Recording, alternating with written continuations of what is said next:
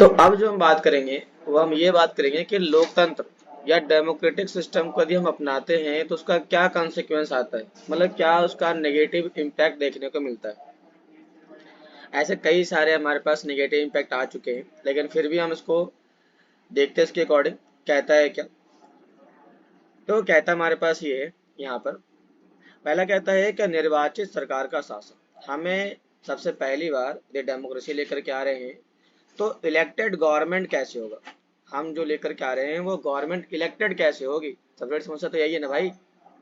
जैसे मैंने कहा कि मैं तुम्हारे बीच में से खड़ा हो रहा हूँ, लेकिन मैं तुम्हारे ऊपर शासन कर रहा हूँ, लेकिन एक्चुअल में मैं इस पोस्ट पर आया कैसे, तो इलेक्ट में कैसे हुआ। अभी आपको पता है, अभी मान लेते हैं कि किशन जो है वह एक गवर्नमेंट जॉब की तैयारी कर रहा है, और तैयारी करेगा और चुन लिया जाएगा तब वो उस पोस्ट पर जाएगा।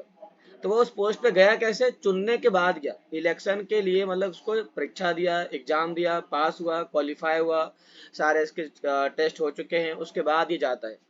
उसी प्रकार से एक नेता जो है अपने पोस्ट पर तब जाता है जब उसे इलेक्ट किया जाता है। तो वो गवर्नमेंट आएगी कैसे, वो इलेक्टेड गवर्नमेंट आएगी कैसे, इसके ऊपर हम चर्चा करने वाले हैं। देखो पहला पॉइंट कहता है, पहला कहता है constitution of election commission to conduct free and fair election.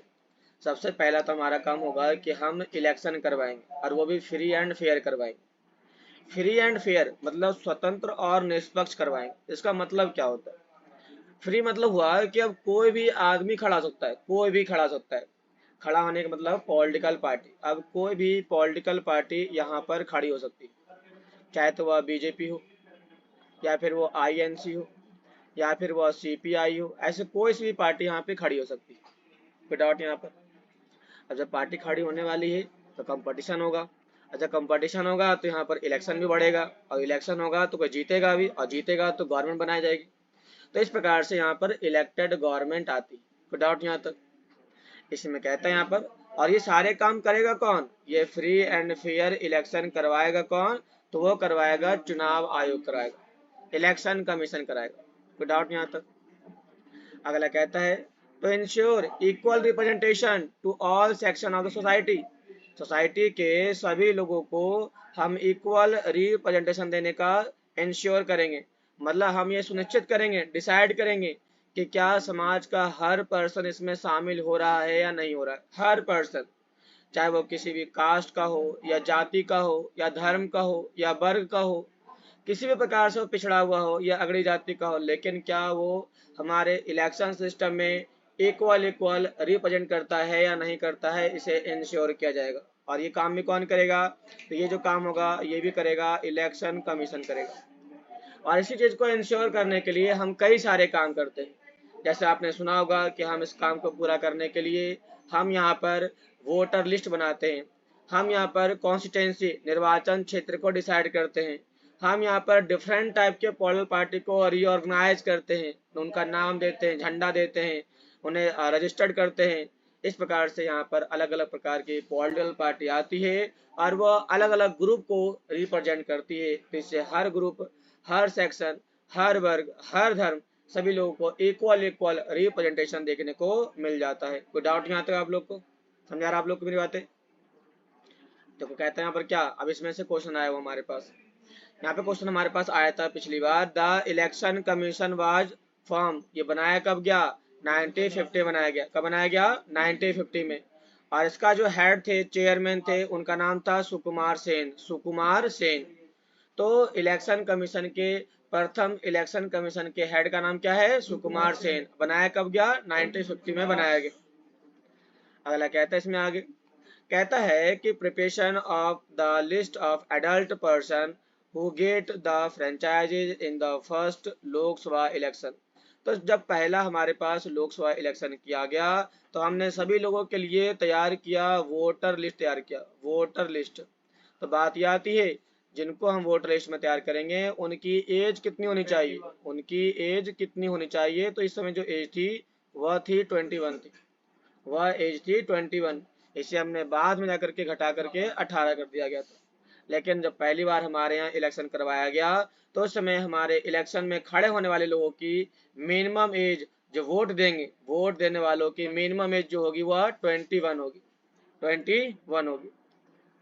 अगला कहता है क्या, कहता है कि इस बार कहता है in this time the process of election sorry electing 17 crore voters to 3200 MLA and 489 to the Lok Sabha was started. इस बार हमने क्या किया, तो इस बार हमने कई सारे काम किए। क्या काम किया, तो हमने इसमें जब पहला हमारे पास इलेक्शन किया गया तो उस समय हमारे पास टोटल जो मतदाता थे, वोट देने वाले जो लोग थे, उनकी संख्या थी 17 करोड़ थी शुरुआती समय में। और हमने चुना था 3200 विधायकों को चुना था और 489 को लोकसभा के लिए चुनने की प्रक्रिया शुरू की गई। ध्यान देना, ये जो है ना हमारे पास, ये है एमएलए है और ये जो है हमारे पास एमपी है। तो हमने एमएलए और एमपी का इलेक्शन आज़ादी के बाद दोनों को एक साथ करवाया था, दोनों को एक साथ ही करवाया गया। मतलब हमारे पास आज के टाइम में 5 साल पर इलेक्शन होता है, तो हमारे यहाँ पर लोकसभा इलेक्शन अलग से होता है और हमारे यहाँ पर स्टेट लेजिस्लेटिव असेंबली के लिए इलेक्शन अलग अलग होता है। हमारे यहाँ आज ये अलग अलग होता है, लेकिन शुरुआती समय में जब हम आज़ाद हुए थे तो उस समय दोनों एक ही साथ किए गए थे, एक ही साथ ये दोनों किए गए। हाँ, एक ही बार पड़ता था दोनों के लिए, दोनों के लिए वोट एक ही बार पड़ा करते थे। और इसी समय हमने लोकसभा के लिए एमपी का चुनाव किया और स्टेट लेजिस्लेटिव असेंबली के लिए हमने एमएलए का चुनाव करना चालू किया। तो दोनों को एक ही बार किया गया और दोनों को वोट देने वाले लोगों की संख्या जो थी वो थी 17 करोड़। कितनी थी, 17 करोड़। अगला कहता है इसमें, कहता है यहाँ पर नव, कहता है जब यहाँ पर चुनाव करवाए गए तो चुनाव कराने के लिए 3 लाख कार्यकर्ता को प्रशिक्षित किया गया, उन्हें हमने यहाँ पर लाने का काम चालू किया गया। तो हमने यहाँ पर क्या किया, उन्हें प्रशिक्षित कैसे करेंगे प्रशिक्षित, तो हमने क्या किया, सबसे पहले हमने उनके लिए सबसे पहला जो काम किया वह यहाँ पे काम किया कि हम उन्हें कैसे लेकर के आए, कौन वोट देगा, कैसे वोट देगा, वोट देना कैसे है, चुनना कैसे है, आपको बॉक्स कैसा होगा, आपके इलेक्शन के तरीके कैसे होंगे, कौन खड़ा होगा कौन नहीं खड़ा होगा, कहाँ से कौन खड़ा होगा, ऐसे कई सारे बेसिक चीजें सिखाई गई। जैसे कि बच्चा जब चालू होता है खड़ा होना बोलना चलना सीखता है, वैसे ही यहाँ पर पहली बार जब इलेक्शन करवाया गया यहाँ के लोगों को, नेताओं को इस प्रकार से एजुकेट किया गया और वॉलेंटियर लायक उनको बताया गया, देखो काम कैसे करना है, यदि कोई वोटर वोट देने के लिए आता है तो वोट कैसे दिलवाना है, सारा काम इसमें डिसाइड किया गया। तो पहले लोकसभा के इलेक्शन में बहुत तितिम्मा था, बहुत झगड़े थे, बहुत समस्याएं पैदा हुई थी। देखो कहता भी यहाँ पर the first Lok Sabha election we held in India were surrounded by serious problems such as the illiterate voter and women not getting the right to vote। अभी आपको पता है आज के टाइम में तुम गांव में रहते हो, चलो मानते हो कि तुम गांव में रहते हो, लेकिन तुम क्या ये कह सकते हो कि जो नई नई लड़कियां शादी करके आती है तो वोट देने बाहर जाती है क्या, नहीं जाती, जाती ही नहीं भाई। क्यों नहीं जाती है ये, क्योंकि हमारे पास सोसाइटी में ये रीति रिवाज है कि महिलाएं घर से बाहर नहीं जाती, ये हमारा ट्रेडिशन रीति रिवाज है। आज भी हमारे समाज में कुछ ऐसा जगह है जहाँ पर महिलाएं घूंघट टांगती है, राजस्थान हरियाणा, यूपी पंजाब, यहाँ पर महिलाएं आज भी घूंघट टांगती है। तो आप कह सकते हो कि ये महिलाएं बाहर जाएगी वोट देने के लिए, नहीं जाएगी। तो हमारे पास बहुत सारे वोटर ऐसे थे जो वोट देने के लिए राइट टू वोट का यूज किया ही नहीं करते थे। तो क्या भी रहा यहाँ पर, कुछ हमारे पास वोटर थे इलिटरेट, अनपढ़ लोग थे, और जो वुमेन थी वह राइट टू वोट का देने के लिए आगे गई नहीं, आगे बढ़ ही नहीं पाई। तो क्या हम ये कह सकते हैं कि टोटल लोग वोट दे पाएंगे, नहीं दे पाएंगे ना। हमारे पास टोटल इंडिया में यदि 100 लोग हैं, इसमें से जो वोट देने के लिए आते हैं वो मात्र कितने आते हैं, मात्र आपके 60% के आसपास आते हैं, मात्र 60% के आसपास। 40% लोग तो घर से बाहर निकल ही नहीं पाए, बूढ़े निकल नहीं पाएंगे, महिलाएं निकल नहीं पाएंगी, और जो अनपढ़ वो दे नहीं पाएंगे क्योंकि उनको पता ही नहीं वोट होता है क्या, उनको पता ही नहीं वोट होता है क्या।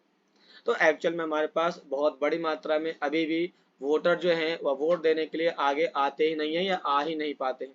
अगर तो कहता है इसमें क्या, in the 1940 and 50 only a few development country of the world had a practice of adopting democracy। Democracy का जो यूज किया गया, अडॉप्ट किया गया 1940 और 50 के टाइम में उन कंट्री के द्वारा, डेवलप्ड कंट्री के द्वारा यूज किया गया जो वर्ल्ड में सबसे ज्यादा विकसित थे। जैसे कि इसका जो इस्तेमाल किया गया वह यूएसए ने किया, वह यूरोप ने किया, वह इसके साथ साथ फ्रांस ने किया, रसिया ने किया, ऐसे कई सारी बड़ी बड़ी कंट्री ने किया, लेकिन पहले इसे डेवलपिंग कंट्री के द्वारा इस्तेमाल कभी भी नहीं किया गया। क्यों? क्योंकि ऐसा इसलिए क्योंकि सारी कंट्रियां उस समय अपने इकोनॉमिकल सेक्शन को लेकर के काफी ज्यादा वीक थी। जैसे कि इंडिया आजादी जैसे में मिला, हम वीक हो चुके थे, पैसा नहीं था हमारे पास डेवलपमेंट करने के लिए, लेकिन फिर भी हमने डेमोक्रेसी को लेकर के आया। हमारे पास कई सारी कंट्री है इस लिहाज से जिसने शुरुआती समय से ही डेमोक्रेसी को लेकर के आने का काम चालू किया। तो कहता भी आगे, therefore the election of this time had a face various type of criticism which the as follow। इस समय जो हमने इलेक्शन करवाए गए, इसमें कई सारे आलोचना करनी पड़ी, कुछ लोगों ने हमें क्रिटिसाइज किया, हमें बहुत बुरा भला कहा गया। क्या क्या किसने कहा, ये क्वेश्चन आपका एग्जाम में आया हुआ है। आइए देखते हैं। कहता हिंदुस्तान एडिटर, एक हिंदुस्तान के एडिटर ने कहा, the biggest Gamble in history, ये इतिहास का सबसे बड़ा जुआ बताया गया। तो इतिहास का सबसे बड़ा जुआ किसने बताया? द हिंदुस्तान टाइम्स के संपादक ने बताया, एडिटर ने बताया। एडिटर अपने न्यूज़पेपर में लिखते हैं कि भारत के द्वारा अपनाया गया लोकतंत्र सबसे बड़ा जुआ होगा इतिहास में, लेकिन ऐसा कुछ हुआ नहीं हमारे पास। हमने कहा तो सही बहुत कुछ कि ऐसा होगा ऐसा होगा, लेकिन ऐसा कुछ भी नहीं हुआ। ऐसा इसलिए क्योंकि हमने जो इलेक्शन अपनाया वो सिस्टमैटिक था, सिस्टम के माध्यम से किया गया, व्यवस्थित किया गया। कोई लड़ाई झगड़ा नहीं, कोई लूटपाट नहीं, सब चीज को व्यवस्थित किया गया। इसलिए हमारे यहाँ पर इस प्रकार के इलेक्शन को कोई जुआ नहीं बताया गया। अगला एक और भी आता है जिसका नाम था ऑर्गेनाइजर मैगजीन। एक मैगजीन का नाम है जिसका नाम है ऑर्गेनाइजर मैगजीन है। इसने कहा, इसने अपने पत्रिका में छापता है कि Nehru will seen and repent as soon as he is alive. उसने कहा कि नेहरू जीवित होते ही देखेंगे और पछताएंगे कि उन्होंने जो इलेक्शन अपनाया है, जो डेमोक्रेसी अपनाया है, वो कितना घाटा है, कितने घाटे का सौदा है, कितने लोग मर जाएंगे, खत्म हो जाएंगे, इलेक्शन सही से होगा नहीं, वोटिंग होगा नहीं, पोलिंग बूथ लूट लिया जाएगा। ऐसे कई सारे क्लेम किए गए हमारे खिलाफ। एक थर्ड भी आता है, वो तो कहता है क्या, कहता है कि एक इंग्लिश मैन है, उसने कहा कि that the time to come and the more knowledgeable era then now will seen the stupid gimmick of the millions of illiterate voter with great aristo एस्ट्रोनमिस्ट। इसमें कहा जाता है कि इसके बारे में एक अंग्रेज ने कहा है कि आने वाले समय और अब से भी अधिक ज्ञानी युग लाखों अनपढ़ मतदाताओं की एक मूर्खतापूर्ण नौटंकी को बड़े आश्चर्य से देखेंगे, क्योंकि यहाँ पे सभी लोग अनपढ़ थे। आजादी के समय में हमारे पास लिटरेसी रेट बहुत ही कम थी, मात्र 17% के आसपास थी, 17% के आसपास थी हमारे पास। तो जरा सोचो कि 100 में से मात्र 17 लोग अनपढ़ पढ़े लिखे हैं, बाकी सब लोग अनपढ़ हैं, तो क्या इतने वोट दे पाएंगे? कभी भी नहीं दे पाएंगे। जो वोट देने के लिए आएंगे भी उनको बहका देंगे, भाई देख तू ले 500 रुपये मुझे वोट दे दियो, तू ले 1000 रुपये मुझे वोट दे दियो, तू ले 200 रुपये मुझे वोट दे दियो। तो लोगों को वोट देने के लिए पैसों से खरीद लिया गया। तो क्या आप कह सकते हो कि इस समय जो होने वाला इलेक्शन होगा वो पूरी तरह से फ्री एंड फेयर हो पाएगा? नहीं हो पाएगा ना। इसीलिए इन लोगों ने क्रिटिसाइज किया। तो 3 लोगों ने हमें क्रिटिसाइज किया। पहला जो किया हिंदुस्तान टाइम्स ने किया, दूसरा क्या किसने, ऑर्गेनाइजर मैगजीन ने किया, और तीसरा एक इंग्लिश मैन ने किया। और तीनों लोगों के द्वारा डिफरेंट डिफरेंट तरीके से इंडिया के अंदर अपनाए गए डेमोक्रेसी को क्रिटिसाइज किया गया और इसे क्लेम किया गया कि हमने जो डेमोक्रेसी अपनाई है वह दुनिया का सबसे बड़ा जुआ माना जाएगा और इतिहास के अंदर इसे सबसे बड़ा धोखा माना जाएगा। ऐसा लोगों के द्वारा भी कई बार कहा गया। लेकिन वो होता है क्या? हमने बहुत कुछ सोचा और समझा। तो पहली बात कहता है कि भारत में पहला आम चुनाव पूरी तरह से 1952 में होता है, लेकिन ये काम चालू कब होता है? 1951 से 1952 तक चलता है। इस समय प्रत्येक सीट के लिए 4 उम्मीदवार खड़े हुए, मतलब यदि हमारे पास एक कॉन्स्टिट्यूंसी है तो इस कॉन्स्टिट्यूंसी में एक सीट होता है, लेकिन एक सीट के लिए जो उम्मीदवार थे, जो कैंडिडेट थे, उनकी संख्या हमारे पास 4 थी, लेकिन आज इनकी संख्या 40 से ज्यादा होती है। एक सीट पर 40 लोग खड़े होते हैं, लेकिन आज उस समय 1952 के टाइम में मात्र 4 लोग खड़े थे एक सीट पर। कहता है यहाँ पर जो इलेक्शन करवाया गया वह इलेक्शन एडल्ट सफरेज, मतलब सार्वभौमिक वयस्क मताधिकार के आधार पर कराया गया। सार्वभौमिक वयस्क मताधिकार, एडल्ट फ्रेंचाइजेस के आधार पर करवाया गया। More than half the electorate vote on the very fast day itself. सार्वभौमिक वयस्क मताधिकार के आधार पर पहले ही दिन आधे से अधिक मतदाताओं ने मतदान कर डाला। मतलब कि इस कॉन्स्टिट्यूंसी के अंदर यदि 100 लोग रहते हैं तो पहले ही दिन 65 लोगों ने वोट कर डाला। 65 लोगों ने वोट कर डाला पहले ही दिन, मतलब 65% के आसपास हमारे पास क्या होगा, हमारे पास इलेक्शन रेट हो जाएगा कि इतने लोगों ने हमारे पास पहले दिन वोट कर डाला, है ना भाई। थोड़ा आगे देखो कहता है क्या, अंत में इसमें कहता भी है, कहता है कि इट कंपेनिंग जो हमने यहाँ पर चुनाव प्रचार किया वोटिंग को लेकर के, काउंटिंग को लेकर के, जब पहला इलेक्शन काउंटिंग किया गया तो टुक मंथ, इस मंथ में क्या क्या होता है, तो कहता है क्या, कहता है कि पहले चुनाव के प्रचार, मतदान और गिनती में महीने लग गए, कई महीने, 4 महीने, 5 महीने, 6 महीने समय लग गया, और आ तो 2 महीने बाद हमारे पास इलेक्शन का रिजल्ट आ जाता है, लेकिन उस समय कई सारे महीने लग गए हमारे पास इसको काउंटिंग करने में केवल। After the election were over the mouth of those criticise, जिन लोगों ने हमें क्रिटिसाइज किया था उन लोगों की मुंहें बंद हो गए। कहता है क्या, structure of Indian democracy were close, जिन लोगों ने हमारे खिलाफ मुंह उठाया, खोला, जैसे कि हिंदुस्तान टाइम्स है, ऑर्गेनाइजर ने, इंग्लिशमैन ने, सबके मुंह बंद कर डाले, हमने सबके मुंह बंद कर डाले। जैसे कि आज तुम लोग को कुछ कहता है, अरे यार तुम तो पास ही नहीं कर पाओगे, तुम लोग क्या पास कर पाओगे, तुम्हें तो नंबर ही नहीं आने वाला है, तुम लोग ने कुछ नहीं कहा, तुम लोगों ने अभी कुछ नहीं कहा, लेकिन जब तुम्हारा एग्जाम होता है, तुमने अच्छे नंबर लिया, टॉप कर गए, तो तुमने उन सभी के मुंह बंद कर डाले जिसने तुम्हारे खिलाफ क्रिटिसाइज किया था, आलोचना की थी, जिसने तुम्हें बुरा भला कहा था, तुमने सभी के मुंह बंद कर डाले, अब तुम्हें कोई कुछ नहीं कह सकता। इसमें देखो कहता है क्या, आगे कहता है कि after which it was provide the democracy can be establish anywhere in the world, कहता है जिसके बाद यह साबित हो गया कि दुनिया के किसी भी हिस्से में या कहीं पर भी लोकतंत्र को एस्टेब्लिश कर सकते हैं।